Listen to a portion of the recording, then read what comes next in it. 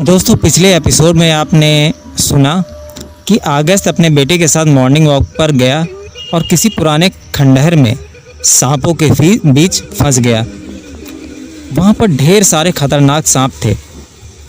विष्णु और उसके डैडी अगस्त को सांपों ने जकड़ लिया। अब आगे। बेटा, मैंने तुझे 1000 बार मना किया था कि अंदर मत चल, लेकिन तूने मेरी बात नहीं मानी। अब हम दोनों बाप बेटे मारे जाएंगे।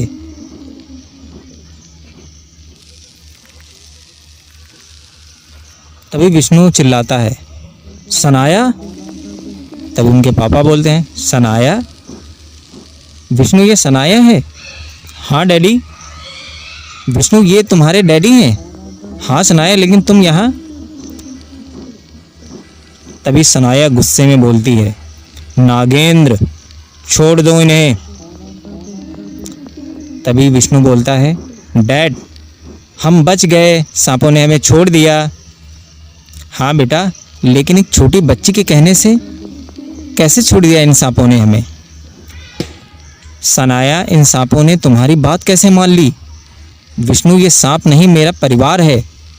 सांप और परिवार? ये कैसी पुरानी फिल्मों वाली बातें कर रही हो तुम सनाया? बेटा, मुझे कुछ गड़बड़ लग रही है। निकलते हैं यहाँ से। आप लोग तुरंत यहाँ से निकल जाओ, यहाँ खतरा हो सकता है, सनाया ने बोला। तभी विष्णु बोला, लेकिन सनाया तुम? बेटा निकल यहाँ से। उसके पापा विष्णु को लेकर उसका हाथ पकड़कर वहाँ से भागने लगते हैं। Daddy, daddy, Sanaya. तभी अचानक दरवाज़ा बंद हो जाता है। तो दोस्तों, इस तरह अगस्त अपने बेटे विष्णु को लेकर वहाँ से लेकर हमेशा के लिए चला गया और फिर कभी उस जगह वापस नहीं आया, क्योंकि अगस्त और खासकर अगस्त ही उस घटना से बहुत डर गया था अपने बेटे के लिए। अब दोस्तों, विष्णु जवान हो चुका था और सनाया सुबह सुबह प्यार से बातें कर रहे हैं दोनों लोग। विष्णु, मैं अब तक तुम्हारा इंतज़ार कर रही हूँ उसी खंडहर के पास। कब आओगे तुम मेरे पास? तभी विष्णु की नींद अचानक से खुल जाती है। उसकी धड़कनें तेज़ हैं, सांसें बहुत तेज़ हैं और सनाया का नाम चिल्लाते हुए वो उठ जाता है। सनाया! तभी उसकी माँ उसके पास आ जाती है। क्या हुआ बेटा, कोई सपना देखा क्या? हाँ मम्मा, शायद कोई सपना ही था। शायद? हाँ मम्मा, मुझे याद नहीं सपना क्या था। ओके बेटा, रेडी हो जाओ, दोपहर की फ़्लाइट है। हाँ मम्मा, मुझे याद है। गुड। उसकी माँ वहाँ से चली जाती है। तभी विष्णु सोचता है, अचानक इतने सालों बाद सनाया मेरे सपने में क्यों आई? धीरे धीरे मैं तो सनाया को भूल ही गया था, पर आज इतने सालों बाद कुछ भी हो, मुझे वहाँ जाना पड़ेगा, वरना मेरा दिल ऐसे ही बेचैन रहेगा। तभी उसके डैड वहाँ पर आ जाते हैं। Good morning my son. Good morning dad. So आज मेरा बेटा MBA करने के लिए लंदन जा रहा है। Yes dad. फिर उसके बाद आपका बिजनेस को भी तो संभालना है मुझे। वर्ल्ड लेवल तक लेकर जाऊंगा आपकी कंपनी को। I am proud of you my son, proud of you. Enjoy your journey. दोस्तों, विष्णु लंदन फ्लाइट पकड़कर चला जाता है। अब सीधा नागलोक के अंदर सनाया और नागराज बातें कर रहे हैं। सनाया, तुम अपनी जिद छोड़ दो। पिताजी, आप क्यों नहीं समझ रहे हैं मेरे प्रेम को? सनाया, तुम नागलोक की हो, हम सब नागलोकवासी हैं। जिसकी तुम बात कर रही हो उससे तुम्हारा विवाह रचाना असंभव है। ठीक है पिताजी, मैं आपकी बात मानती हूँ कि मेरा विष्णु से विवाह असंभव है, लेकिन मैं किसी और से भी विवाह ना करूँ ये तो संभव है। तभी गुस्से में नागेंद्र वहाँ पर आ जाता है और बोलने लगता है, महाराज नागराज, ये मैं बिल्कुल नहीं होने दूंगा। मैं इस नागलोक का होने वाला स्वामी हूँ, सर्वशक्तिमान हूँ मैं। अगर सनाया से मेरा विवाह ना हुआ तो मैं सब विनाश कर डालूंगा। तभी सनाया बोलती है, नागेंद्र तुम इतने खतरनाक बन जाओगे ये मैंने सोचा ही नहीं था। तभी नागराज बोलते हैं, नागेंद्र तुम इस तरह सनाया के सामने क्रोधित नहीं हो सकते।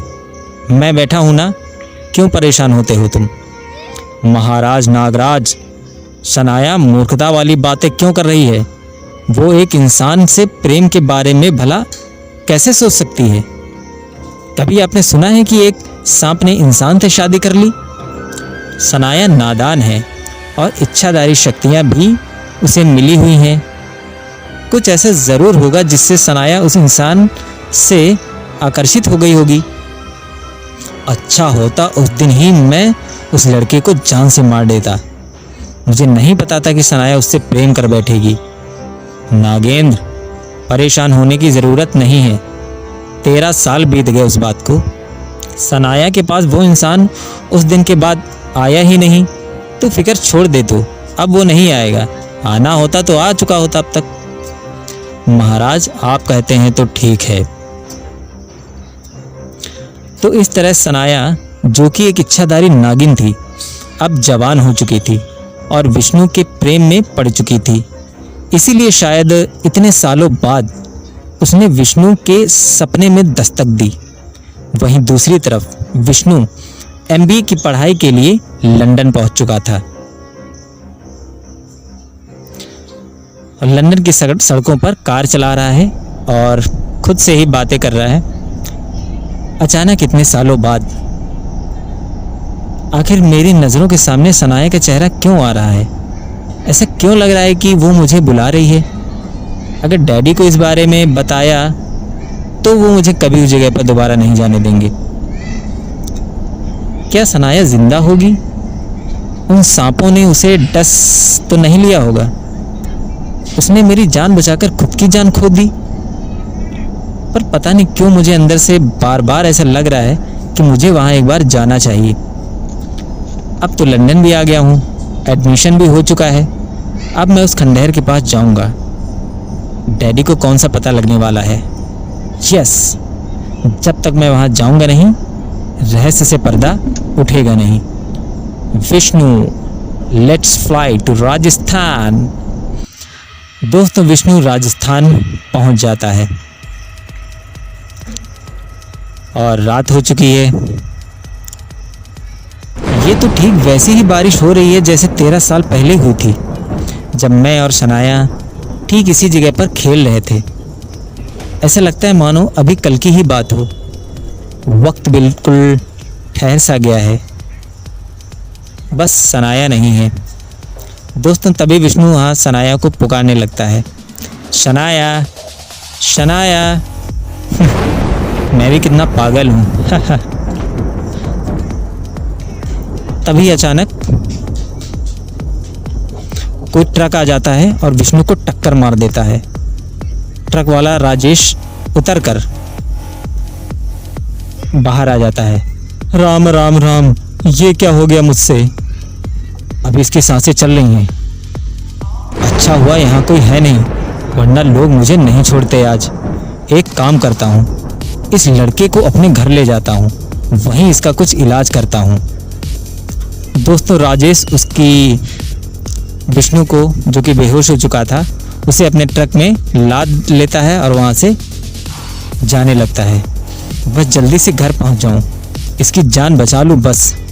रब मुझे माफ़ करना, इतनी तेज़ बारिश में मुझे ये लड़का दिखाई नहीं दिया। इस रास्ते में इतनी रात में कोई नहीं रहता। ये लड़का आखिर इतनी रात को यहाँ पर कर क्या रहा होगा? ये तो होश आने के बाद ही पता चलेगा। चल भाई, आ गया घर। दोस्तों, तभी उसकी पत्नी सरला आ जाती है। हाय राम, इतनी रात में ये किसकी लाश उठा लाया आप? चुप कर सरला, अभी जिंदा है ये। जल्दी से पानी गर्म कर, इससे पहले कि इसकी जान चली जाए। तो दोस्तों, किसी तरह विष्णु सनाया के रहस्य को सुलझाने के लिए ठीक उसी जगह पर पहुंच तो गया जहां पर 13 साल पहले वो सनाया के साथ खेल रहा था।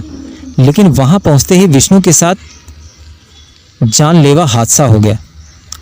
अब विष्णु यहाँ आ तो गया था, पर इसके आगे उसके साथ क्या क्या होगा जानेंगे अगले एपिसोड में।